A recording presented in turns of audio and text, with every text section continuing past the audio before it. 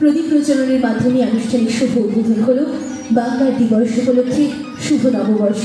14টি অনুষ্ঠানের উপলক্ষে স্বাগত ভাষণ রাখার জন্য অনুরোধ জানাচ্ছি জেলা তথ্য ও সংস্কৃতি আধিকারিক বাংলা শ্রী গণেশ হাঁসদা মহাশয়। গতবার আমরা এই রবীন্দ্র ভবন প্রাঙ্গণে এই অনুষ্ঠানটা আমরা এখানে উদযাপন করেছিলাম। উপস্থিত এখানে সাংবাদিক বন্ধু, ওনাদেরকেও নতুন বছরের শুভেচ্ছা জানাই। আমি আমার বক্তব্য দীর্ঘায়িত করব না, নাম জানিয়ে আমি আমার বক্তব্য শেষ করছি। নমস্কার।